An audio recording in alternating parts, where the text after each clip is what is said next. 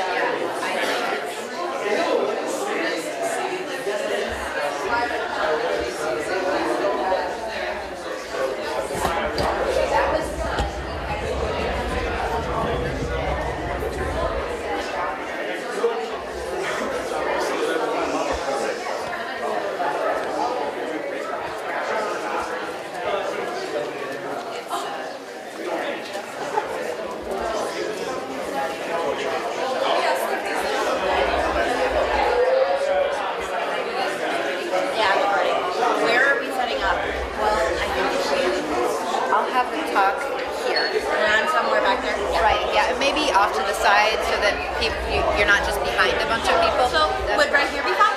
Yeah. So when you come back home, yeah, maybe there and actually there, and then that way the camera can be in one spot, and then we'll see. Yeah, actually might stand here. Yeah, I can mess around with it. Once I just know where they're standing, I'll be fine. That's fine.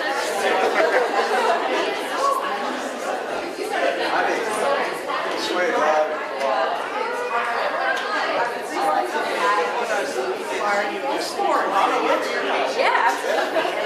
We'll get started if that's okay. Okay, great. Okay. Hi, everybody.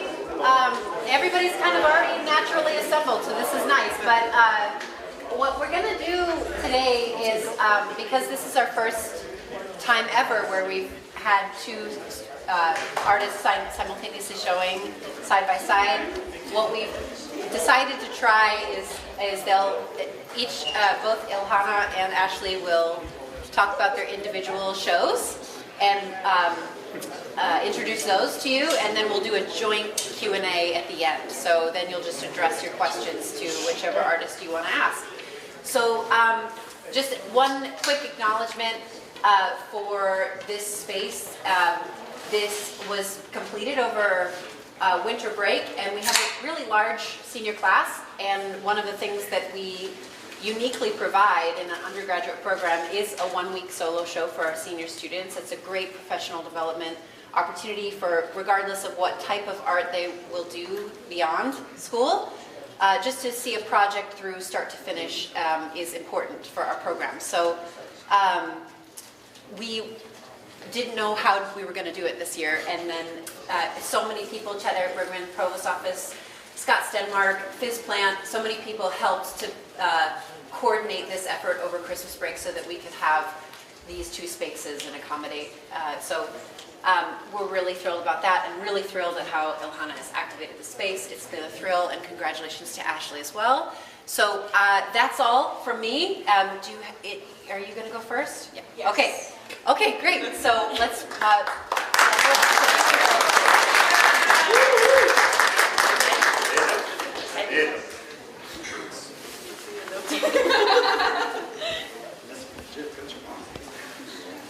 Hello everyone.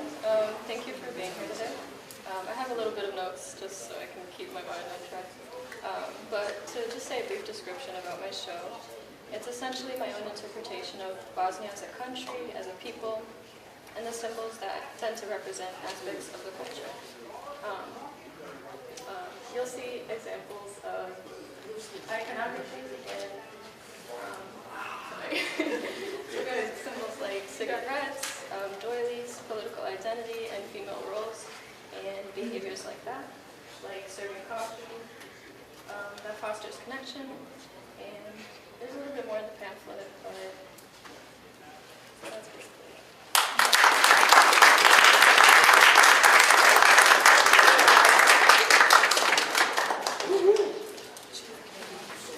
Yeah. I can stand right do you need? Wherever you want to stand is where I go. Oh, it's scarier when you're looking at them.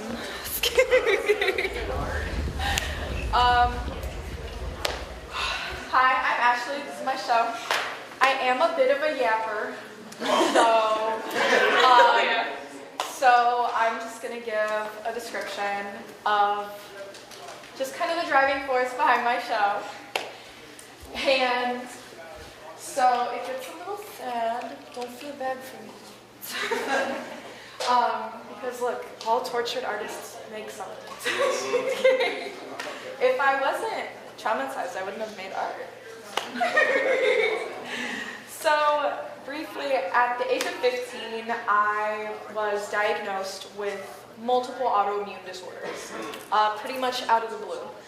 I started feeling very tired, very sick. I was just really ill. Like, honestly, it wasn't fun.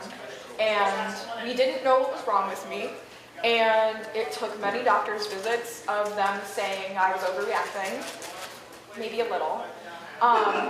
But I am, they did tell me that they were like, hey, so by the way, I know you're 15, you have Lyme disease, Epstein-Barr, and also a low-functioning thyroid. So they gave all of those news, all of that to me at once, and it was very hard for little 15-year-old me. And honestly, I realized that the only thing that I did during the time I was sick was make art.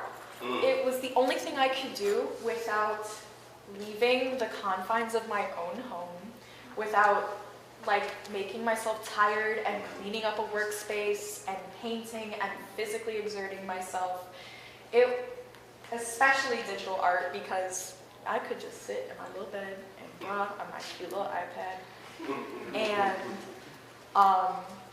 it was very difficult getting through all of that. And so my entire show is about my experience of living with invisible chronic illnesses and how they personally affected me through feelings that I had, like very severe anxiety, very medicated now.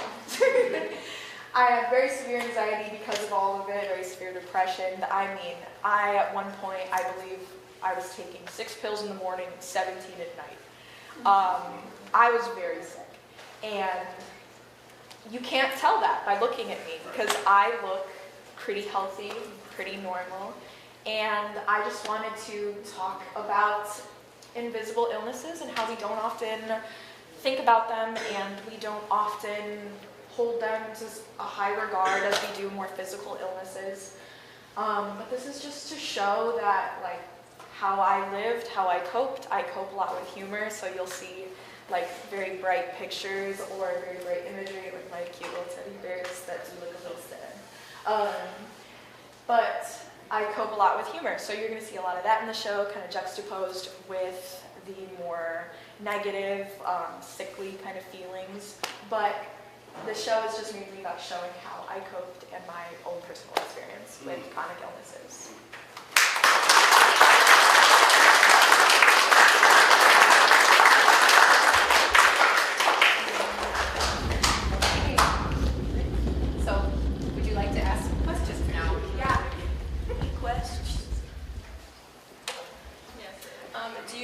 Have a favorite piece that you've worked on? Honestly, I would probably say that my favorite piece is my little happy tummies here, because it's so fun. And that one was more specifically about how my diet was very constricted. Because when I went to doctors a lot, they were like, you're faking it. So I went to holistic care, and the holistic places gave me a diet that constricted like everything I ate. So it's kind of a fun way of showing like the insane diet they put me on at like 15. But this one's for sure my favorite, just because, I don't know, I love a multi-series piece too. For me, I would say it's probably the Marlboro Yeah. beaded curtain. Smoking was like kind of a big social activity, and it was mostly popular during the war just because it kind of suppressed hunger. But then it kind of became part of the culture, and so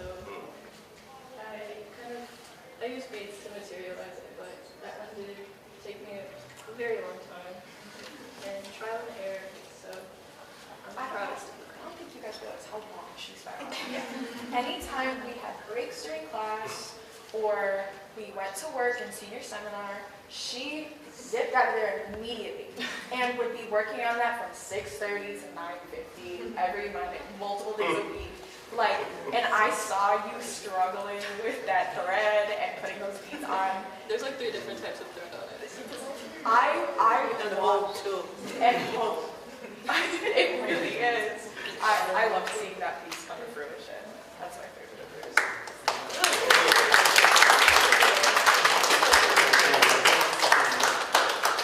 That's the longest time that took you. What was your piece that took you the longest to finish?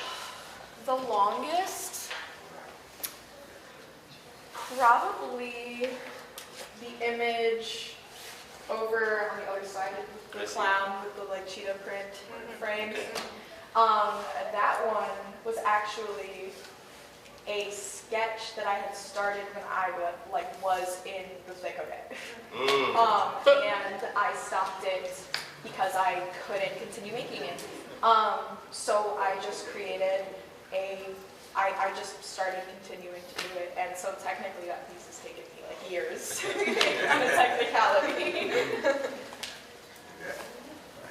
I'm curious to hear you both talk about, since you both are also graphic designers, to talk about the relationship between the work you have in the show, which is definitely, for both of you, on the whole, like more fine art, right? Even the digital work that's digital, like it's less graphic design. What do you see as the relationship between your work in the show and your work in graphic design?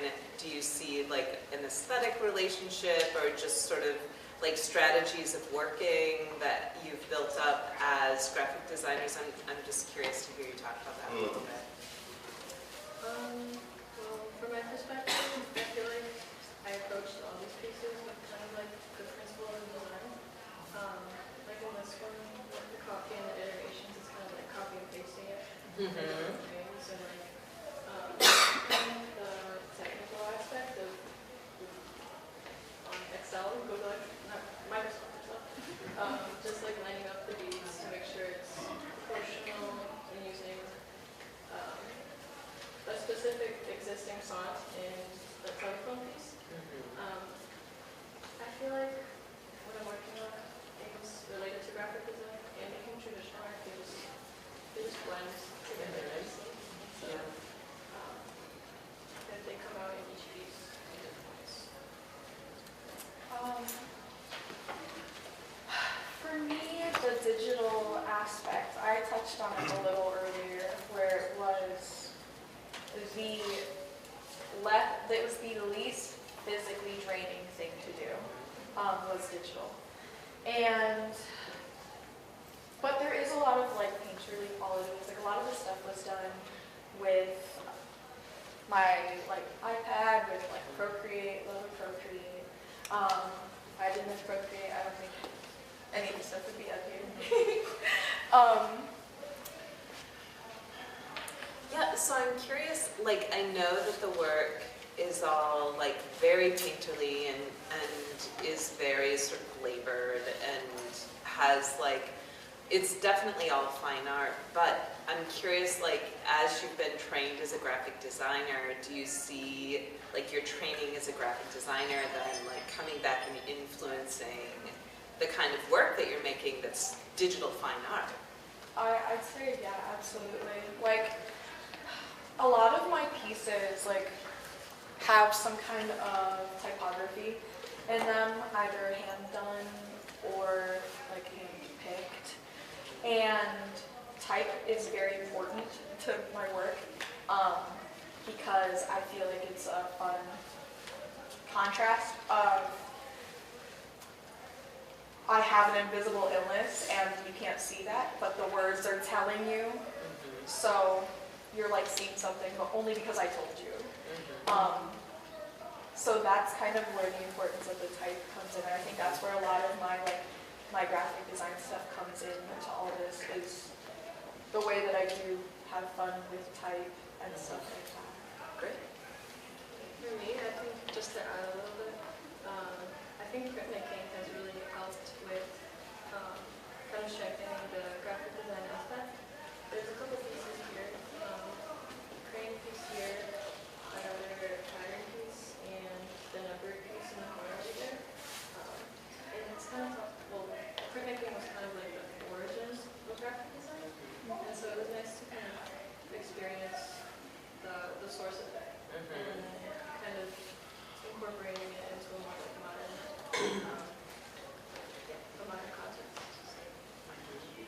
Well, and that feels so relevant to all of your project, which is about like taking something from the past and sort of like figuring out what it means today. And so I think like even the methodology of like relief printmaking or the different printmaking strategies then informing the graphic design qualities of the show, I think makes a lot of sense. Yeah. I was going to say, I know we've talked about this a little bit, but even as you're approaching graphic design, like the aesthetics that you're interested in, like find your way in. And so we always talk a bit about like you're able to take sort of people's histories and background and investigate it a little bit, and then find ways to like meaningfully put that into the design work, which I think is a really good skill.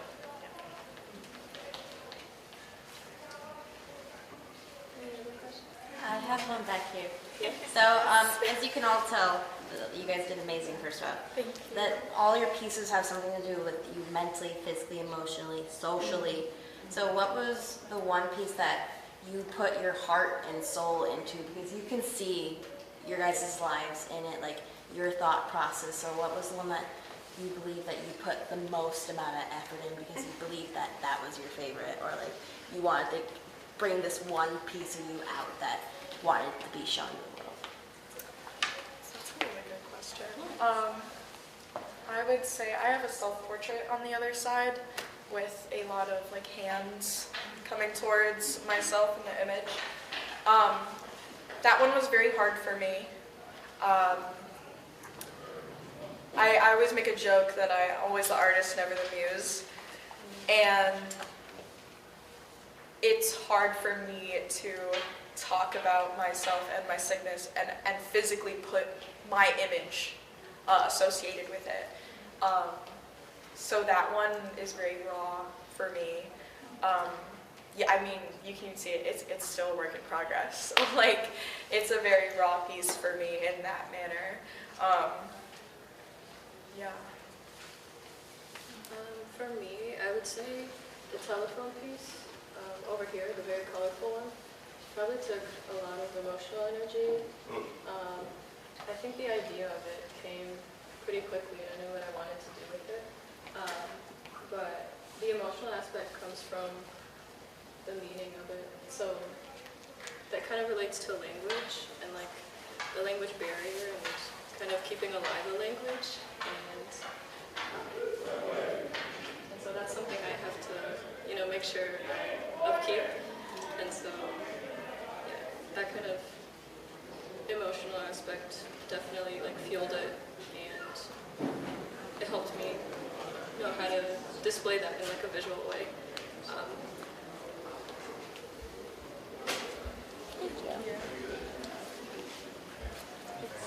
I have just a comment and then a question. First of all, thank you for your vulnerability. We care so deeply for you, and you're opening up your life to us, and we appreciate that. And all your fellow students are here to support you. So the culture that has been built in the department and in Wilson Hall and all of the time you've spent there, comment if you would about what it's like to be a student in that community and supported by your peers and with your faculty, and how instrumental they have been in your time. Oh, you wanted to see me cry.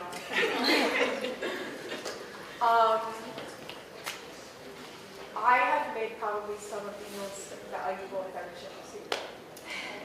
Come on.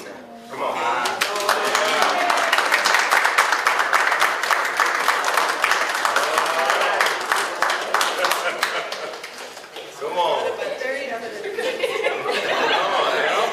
Oh my gosh.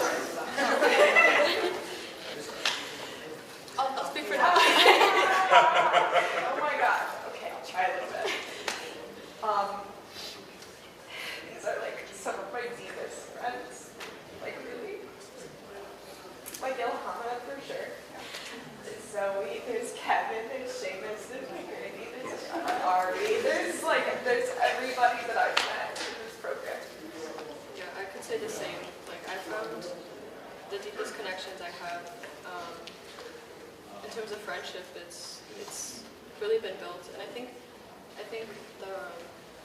the size of the campus does a lot of that. It's a very small but mighty school, and so yeah, I found people that care about me and I care about, and the professors especially, they really care for us, and they're there for anything we need. And so it's been really nice to just have a genuine, people who genuinely care for your success, well-being. So.